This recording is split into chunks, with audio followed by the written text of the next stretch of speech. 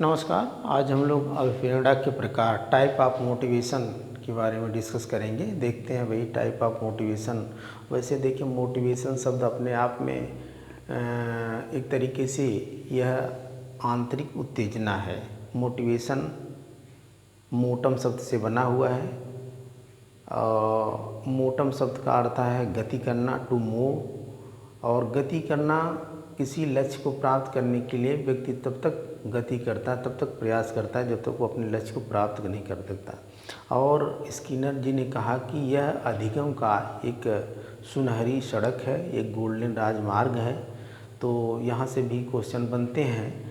और अब प्रेरणा कैसे जीवन में उत्पन्न होती है, आदमी कैसे अभिप्रेरित होता है, व्यक्ति कैसे अभिप्रेरित होता है, बालक कैसे मोटिवेट होता है। आजकल ये बहुत ही ज़रूरी है कि किसी व्यक्ति को, किसी बालक को शिक्षा जगत में या सामाजिक जीवन में उसको किसी कार्य के प्रति आप मोटिवेट कर देते हैं तो वह व्यक्ति उस कार्य को सफलतापूर्वक कर लेता है और उसके अंदर एक आंतरिक शक्ति, एक आंतरिक एनर्जी जागृत हो जाती है।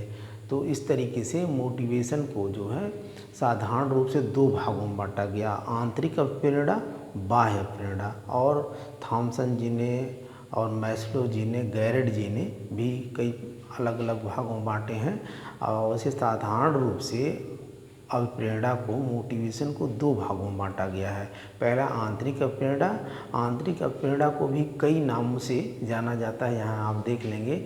आंतरिक अभिप्रेरणा, पहले ये आप समझ लें कि आंतरिक अभिप्रेरणा किसे कहते हैं। जब व्यक्ति के अंदर या बालक के अंदर कार्य को करने के लिए वह स्वयं जागृत होती है, आंतरिक शक्ति, आंतरिक उत्तेजना स्वयं जागृत होती है, यानी वह जन्मजात होती है, वह स्वाभाविक होती है, वह अनसीखी होती है। वुडवर्थ ने कहा इसको आंतरिक अप्रेरणा को अनसीखी अप्रेरणा भी कहा, प्राथमिक अप्रेरणा भी कहा।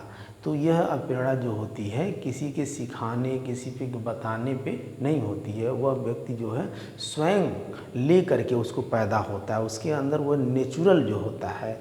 तो एक तरीके से प्राकृतिक भी इसको कहेंगे। नेचुरल अप्रेरणा जो होती है कि व्यक्ति को उस कार्य को करेगा, उसकी वह स्वाभाविक गुण है, उसके वह जैविक गुण है, उसके वह जो है एक तरीके से आंतरिक गुण है।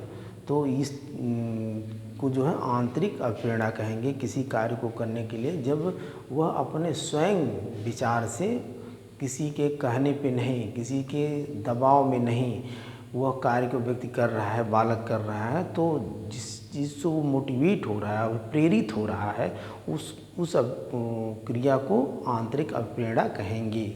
इसमें देखेंगे कि आंतरिक अप्रेरणा को कई नामों से जाना जाता है, उसे आप जान जाएंगे भी। थोड़ा सा नोट्स भी आप देख लेंगे तो इस तरीके से कहीं अगर कन्फ्यूजन होता है तो उसको क्लियर कर लेंगे। समझाने के लिए तो मैं समझा दे रहा हूँ, लेकिन देखिए इसे जन्मजात, एक तरीके से जन्म से वो लेकर के ही आती है उसके जीवन में जो इच्छाएं हो गई, जो कार्य के क्षमताएं, योग्यताएं हो गई, जैविक, उसके बायोलॉजिकल जो उसके जीवन से संबंधित है, जो जन्मजात होती, सकारात्मक, जिस चीज़ को वह नेचुरल है, वो एक तरीके से पॉजिटिव है। अंतर्नोद, उसके अंतर की इच्छा है। प्राकृतिक, एकदम नेचुरल, वही बात हो गई। घुमा फिरा करके उसके नामों को अलग अलग नामों से थोड़ा थोड़ा जो है उसमें नाम केवल है, लेकिन मतलब उसका एक ही है। स्वाभाविक, जो उसके जीवन की स्वाभाविक प्रक्रियाएं हैं, स्वाभाविक क्रियाएं हैं। अनसीखी, जो सीखी नहीं गई हैं, जो जन्म से ही वो लेकर के बच्चा पैदा हुआ है, पेट से ही पैदा हो। प्राथमिक है, कुछ एक तरीके से प्राइमरी मोटिवेशन है, जो सीखी नहीं है, किसी के दबाव में नहीं आकर के सीखी है, पहले से वो व्यक्ति सीखा है। सुख और संतोष मिलता है, जिस कार्य को करने के लिए व्यक्ति या बालक को सुख और संतोष मिलता है, उस अभिप्रेरणा को जो है आंतरिक अभिप्रेरणा कहते हैं। जैसे किसी कार्य को प्रारंभ करती है ये आंतरिक अभिप्रेरणा, और वह तब तक चलती रहती है जब तक उसके उद्देश्य की प्राप्ति नहीं हो सकती। इसीलिए इसको सबसे पावरफुल मोटिवेशन कहा गया, क्योंकि यह अभिप्रेरणा जो है अंदर से आपकी आंतरिक उत्तेजना से स्टार्ट होती है और वह तब तक उस कार्य को करती है जब तक उस कार्य को पूरा नहीं कर लेते, अपने लक्ष्य को पूरा कर नहीं लेती, और इसीलिए जो है इसको कौन सी कहा गया है, शक्तिशाली का प्रेरणा कहा गया है, सबसे पावरफुल मोटिवेशन कहा गया है। अब एग्जाम्पल जैसे क्वेश्चन आपके जो जहाँ से बनते हैं एग्जाम में कि आंतरिक प्रेरणा कौन, नाम तो आप समझ गए होंगे कि भाई आंतरिक प्रेरणा हमारे जो जन्मजात होती है, जो बच्चा पैदा होता है तो उसको ले करके वो पैदा होता है, वो कोई उसको सिखाता नहीं है। एक तरीके से आप ये समझ लें कि वो पहले से उसके अंदर वो विद्यमान होती है, वो गुण, वो प्रेरणाएँ, वो इच्छाएँ। और इसमें क्या क्या, जैसे भूख आपको लगती है तो आप खाना की इच्छा करेंगे, खाना चाहेंगे। बच्चा छोटा सा है, दूध के लिए रोता है, भूख लगती है, तो उसको कोई सिखाता थोड़ा है कि तुम रो, तुमको भूख लगी है। तो कौन सी ये है, जैसे भूख लगना, प्यास लगना, पानी की इच्छा करेगा, नींद है भाई तो नींद आएगी तो सो जाएगा। काम प्रवृत्ति है, जब सेक्स की इच्छा होगी तो उसको काम करने के लिए भी उसका इच्छा करेगी। मलमूत्र का त्याग हो गया, जब सूसू वगैरह लगेगा तो तुरंत वो सूसू करने के लिए जाएगा बाहर या बाथरूम टॉयलेट में जाएगा। और आत्मसम्मान जो अपने आत्मसम्मान की भी इच्छा उसके अंदर आती है कि हमारा सम्मान हो, अपने स्वयं का सम्मान की बात आती है, तो वह जो है एक तरीके से आंतरिक प्रेरणा है। दूसरी मातृत्व प्रेम, जैसे माँ है या पिता है, अपने बच्चों को उठा करके गोद में चूमने लगता है, उठा करके लाड प्यार करने लगता है, तो यह तरीके से आंतरिक प्रेरणा है। आदर सम्मान की भावना, जैसे किसी से नमस्कार करना, किसी से गुड मॉर्निंग करना, किसी बड़े का प्रणाम करना, बड़े से चरण स्पर्श करना, पा लगी, इस तरीके का जो भाव होता है, यह भी कौन सी प्रेरणा है, आपकी आंतरिक प्रेरणा है। आराम करना, यानी थक जाने के बाद काम करते करते या पढ़ते पढ़ते व्यक्ति जब थक जाता है तो आराम करने लगता है, तो इसको जो है इस आराम करना, यह भी आपकी आंतरिक प्रेरणा है। सफलता की इच्छा जो है, जैसे कोई कार्य करना है आपको, आपके अंदर वो इच्छा बन रही है कि हम इस कार्य को करें और हम सफल हो जाएं। डॉक्टर आप बनना चाह रहे हैं तो आप कंपटीशन की तैयारी कर रहे हैं, तो आपके अंदर से वो जो इच्छा जागृत हो रही है, वह इच्छा जो है एक तरीके से आंतरिक प्रेरणा है। ये उदाहरण के रूप में ये क्वेश्चन बनेगा, यहीं से क्वेश्चन आपके बनेंगे कि ये जो इसके उदाहरण है सफलता की इच्छा, ये बहुत ही इम्पॉर्टेंट है। सफलता की इच्छा, कभी कभी जो है ये सफलता की इच्छा इम्पॉर्टेंट है कि ये आपकी कौन सी, ये आंतरिक प्रेरणा नहीं, इंटरनल मोटिवेशन है, ये इंटरनल मोटिवेशन है, आपकी इंटरनल मोटिवेशन है। और दूसरी उपलब्धि, जैसे किसी कार्य को करने के बाद जो है, जब आप उसमें ये आपके अंदर ये भावना होती है कि हम उपलब्धियां हो, फर्स्ट आएँ, सेकंड आएँ, गोल्ड मिले, है ना, या सिल्वर मिले या मेडल मिले, कोई भी उपलब्धियां हो, उस चीज़ में हम जो है बढ़ चढ़ के हिस्सा लें, चाहे खेल हो, चाहे पढ़ाई लिखाई हो। ये उपलब्धि भी बहुत इंपॉर्टेंट है। ये उपलब्धि क्वेश्चन कई बार पूछा है कि उपलब्धि कौन सी प्रेरणा है, तो उपलब्धि आपकी आंतरिक प्रेरणा है। और सफलता की इच्छा, उपलब्धि आपकी आंतरिक प्रेरणा है। मेहनत आप कर रहे हैं तो वह भी एक तरीके से मेहनत कर रहे हैं, तो मेहनत कर रहे हैं किसी जॉब को पाने के लिए, किसी भी अपने बिजनेस को आगे बढ़ाने के लिए, पैसा कमाने के लिए, तो जो मेहनत करने की जो आपके अंदर से जो मोटिवेट आप हो रहे हैं, तो वो सब मेहनत करना आपकी कौन सी प्रेरणा है, आंतरिक प्रेरणा है। श्रद्धा का भाव रखना, जैसे आपके अंदर जो श्रद्धा का भाव किसी के प्रति है, आपको कोई सिखाता थोड़ा है कि आप उसकी श्रद्धा या इस तरीके से रखिए, किसी के प्रति सम्मान है, किसी के प्रति आदर है, किसी के प्रति रिस्पेक्ट है, किसी की पूजा पाठ करना, जो आप जो है श्रद्धा का भाव, यह भी एक तरीके से आंतरिक प्रेरणा है। ये 2-3 चीज़ें देखिए बहुत इंपॉर्टेंट है। इसमें थोड़ा सा कंफ्यूज हो रहा है, लेकिन कंफ्यूज मत होइएगा। मेहनत करना, श्रद्धा का भाव, खेलना में, यह भी खेलना भी एक तरीके से आंतरिक प्रेरणा है। आंतरिक प्रेरणा है, आप समाज में जब जाएंगे तो खेलने में आपकी रुचि होगी, अब खेलने की इच्छा आपके अंदर स्वयं आती है, आप खेलना स्वयं कर देते हैं। अनुकरण करना, किसी चीज़ का अनुकरण करना, ये भी एक तरीके से जैविक या आंतरिक प्रेरणा है, सकारात्मक प्रेरणा है। तो ये जो उदाहरण है यहीं से क्वेश्चन बनेंगे, इसे आप देख लेंगे। भूख, प्यास, नींद, काम प्रवृत्ति यानी सेक्स, ठीक है, और मलमूत्र का त्याग, आत्मसम्मान, मातृत्व प्रेम, माँ अपने बच्चे को गोद में उठा लेती है, पिता अपने बच्चे को प्रेम करता है, या भाई भाई से प्रेम, ये तो घर भाई का प्रेम हो गया, नहीं प्रेम समझ लीजिए, मातृत्व प्रेम या प्रेम। तो इस तरीके से आदर का सम्मान, आदर करना, सम्मान करना, रिस्पेक्ट करना, आराम करना, थक जाने के बाद सफलता की इच्छा, किसी के प्रति सफलता की जो इच्छा अंदर से आपको जागृत होती है, आंतरिक उत्तेजना जो होती है, उपलब्धि, मेहनत, श्रद्धा का भाव, खेलना, अनुकरण, ये कौन सी आंतरिक प्रेरणा, इंटरनल मोटिवेशन है। ये क्वेश्चन यहीं से बनेंगे और ये क्वेश्चन इस तरीके से भी बन सकते हैं कि इसमें आंतरिक प्रेरणा में एक सुख, संतोष और आनंद मिलता है।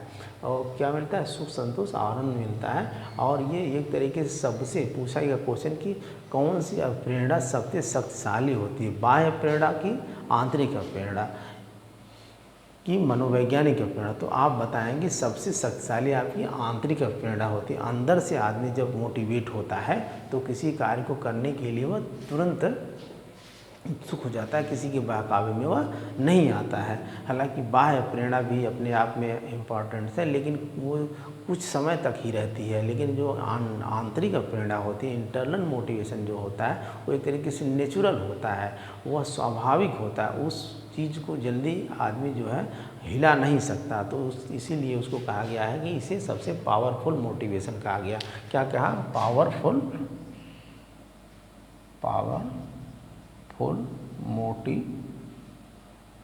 मोटिवेशन किसे कहा गया? पावरफुल मोटिवेशन को। पावरफुल मोटिवेशन कौन सा है आपका? ये आंतरिक प्रेरणा। ये आंतरिक इंटरनल मोटिवेशन को पावरफुल मोटिवेशन कहा गया।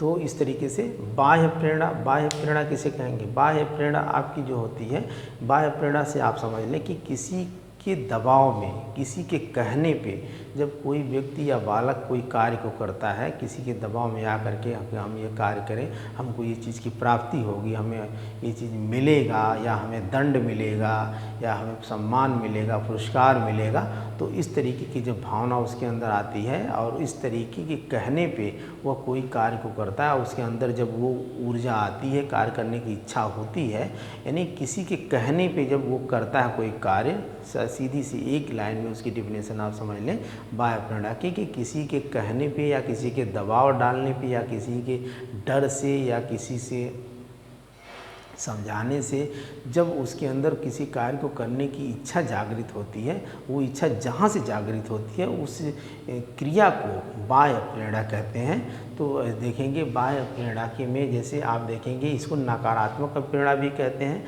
अर्जित प्रेरणा भी कहते हैं, अजैविक प्रेरणा भी कहते हैं, द्वितीयक प्रेरणा भी कहते हैं और सामाजिक प्रेरणा भी कहते हैं। ये भी क्वेश्चन बनता है कि इसे और किस नामों से जाना जाता है, तो इसे भी आप याद रखेंगे। इसकी भी कुछ उदाहरण हैं, जैसे प्रशंसा। आप देखें प्रशंसा, अब जैसे बालक होता है ना, वो सोचता है कि हम ये कार्य करें, हमारी प्रशंसा होगी, अगर स्कूल में हम फर्स्ट आएंगे तो माँ बाप हमारी प्रशंसा करेंगे। तो इस तरीके से वह टीचर के कहने पे, अपने माँ बाप के कहने पे, या माँ बाप कहते भी कि बेटा फर्स्ट आओगे तो तुमको साइकिल दिला देंगे, तुमको लैपटॉप दिला देंगे, तो इस तरीके से वह कहने पे जो है मेहनत, प्रशंसा की इच्छा उसके अंदर है, तो प्रशंसा की भावना जब आएगी, यानी प्रशंसा, पुरस्कार, इस तरीके से पुरस्कार भी है, पुरस्कार उसको मिलने के लिए जब वो कोई कार्य करता है किसी के कहने पे, किसी को देख करके, तो ये आपकी कौन सी बाह्य प्रेरणा है, एक्सटर्नल मोटिवेशन है। दंड है, काम नहीं करोगे तुम्हारी पिटाई होगी, तुम्हें दंड मिलेगा, तो इस तरीके का जो और प्रेरणा जो कार्य करने की रुचि है, योग्यता एक तरीके से है, वो प्रतिस्पर्धा, जो कंपटीशन की भावना, ये भी बहुत इम्पॉर्टेंट है। प्रशंसा, पुरस्कार, दंड तो आप समझ जाएंगे कि भाई ये एक बात, लेकिन प्रतिस्पर्धा, जैसे कंपटीशन की जो भावना होती है, कंपटीशन जो होता है, प्रतिस्पर्धा की जो भावना होती है, ये भी बहुत इम्पॉर्टेंट है। ये आपका जो है एक्सटर्नल